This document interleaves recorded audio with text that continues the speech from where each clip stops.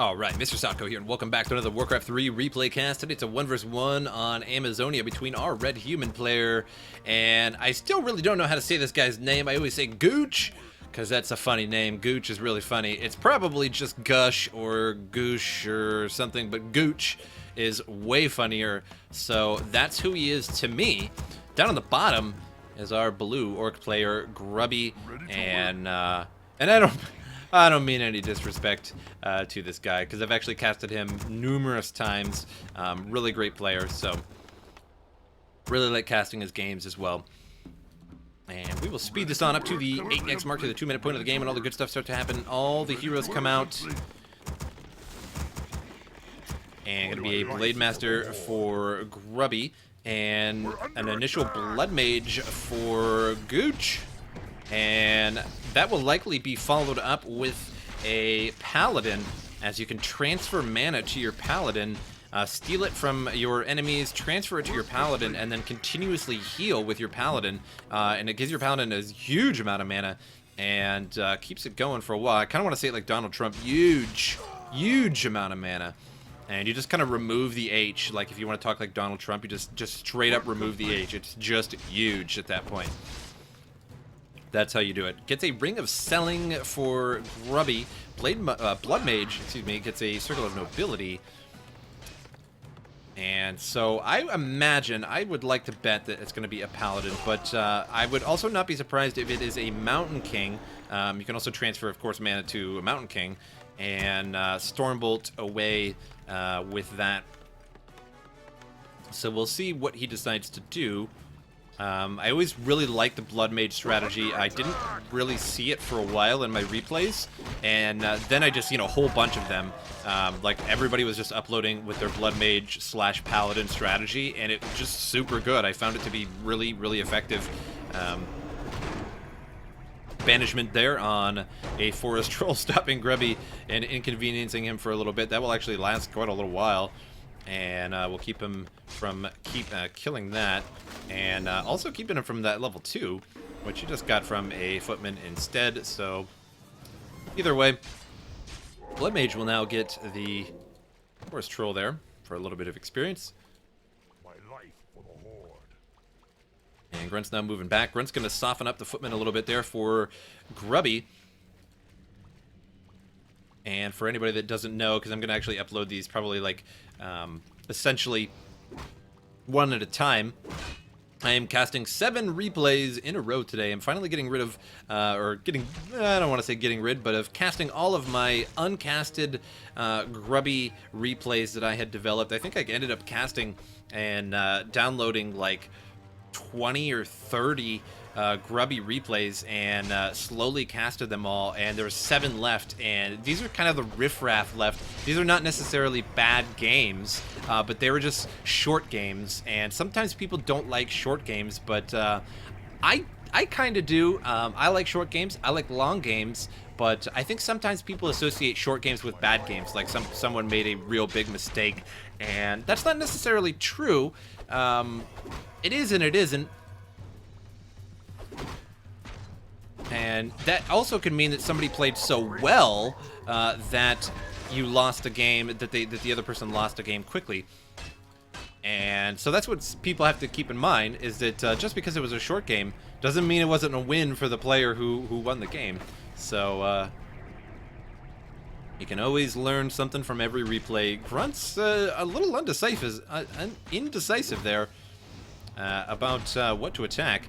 And this banish on this Blood Mage is causing so much grief for Grubby right now. It's just as soon as he was about to kill that Trapper. And pretty funny. And is he going to do it again? Is he going to do it again? Oh, you know he wanted to.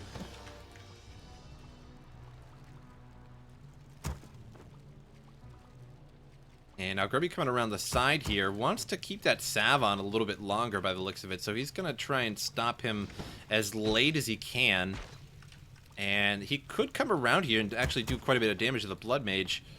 And I think that's what he wants to do, but he wants that salve to kick in a little bit as well. And he's just going to get banished anyway. And now Indeed, it's going to be a paladin second, and I should have called it as rifles as well, because I knew they were going to be rifles because of their high health, and for some reason they have higher health than footmen. I guess because they're dwarves. I don't know. But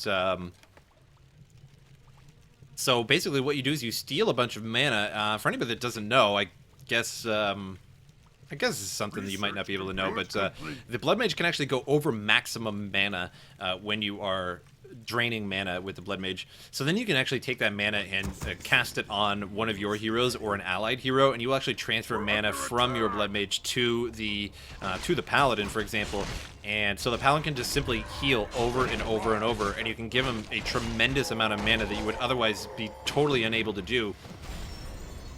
And it's actually a really good strategy. And you can use this Blood Mage to drain not only heroes, but just casters, anything really. And you can really screw over your opponent by just draining all of their casters. I've seen it used on priests, I've seen it used spirit walkers. And I believe the drain mana actually works better when you're banished, because I know spells do more damage when you're banished, but I'm not sure about the drain mana. Somebody could, in the comments, could actually confirm that. But you can essentially banish a caster and then drain mana from them, and it will drain more mana, I believe. So it's actually a really good strategy, and you don't see people using it a lot. Not recently. Only until recently I really saw this this method used a lot.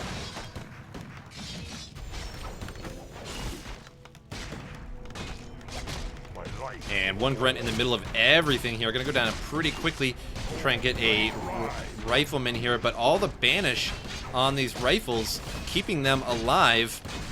And anytime a unit gets low, it just gets banished or healed by the Paladin. Paladin now low, needs to get transferred, but the Blood Mage also a little bit low as well, can't do any more banish. And I don't know if any human unit died there. Maybe this? I'm not sure what this was. A rifleman or a footman? It might be a grunt. I think that's a grunt corpse. So I think Grubby lost out on that pretty bad. And now just healing up the entire army, and clarity potions abound. Ready to ride.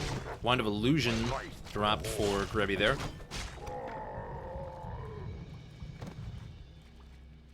Wand of Illusion, a surprisingly useful item. Good for scouting. Good to make your opponent waste some mana on possibly using a skill to stop your hero that is, in fact, an illusion. And, of course, the higher-end players, good players overall, don't sell them. You can tell what items are really good and what items are bad simply because players sell them. And that's why I call the Ring of Protection +2 the Ring of Selling, the Cloak of Shadows, the Cloak of Selling. And the Cloak of Shadows, I can't really call a bad item. I don't really want to call it that because it is situationally useful. And of course, saving your hero's life by cloaking momentarily, but it's too situational. It's not used very often, and so I call it the Cloak of Selling as a joke. Of course, the Scroll of the Beast, also a absolutely terrible item, can be dispelled, stolen, anything by any race pretty easily. With very little effort. Even the Spirit Walker here could, if it was used on Gusch's army, could just easily dispel it. Spellbreakers will steal it, all that sort of thing. So, I believe Spellbreakers can actually steal the Scroll of the Beast, but I know that priests could easily dispel it. So, Wisps. So it's always sold. I think you get 225 for the Scroll of the Beast. And so that's actually, a lot of gold. That's another unit, another item, another really useful item for your hero. Another Scroll of Healing.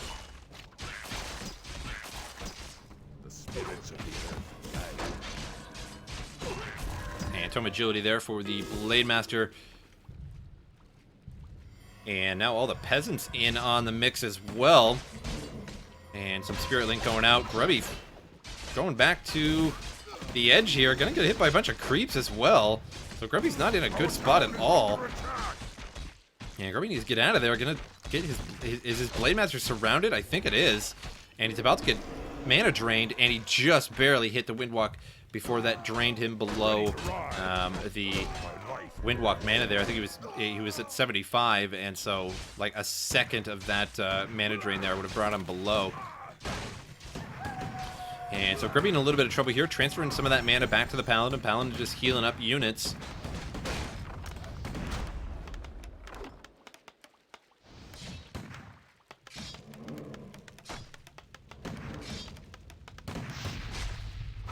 And a farm, a mana farm up in the base of Grubby now. And Scroll Protection goes out on the army, and Banish on the Blade Master.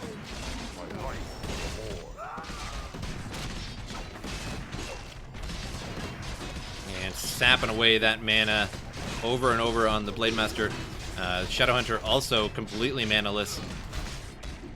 So you can see how well it just works, and you just can't get any mana, especially once you expend your own mana.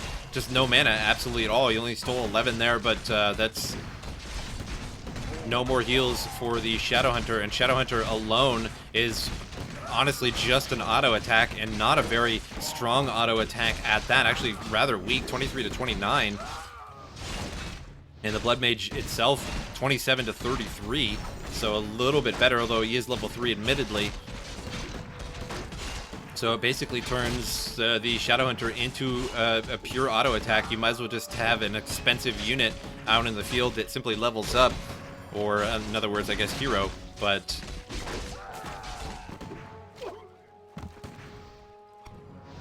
as you can see, Gusch doing here pretty well, and keeping Grubby back for now.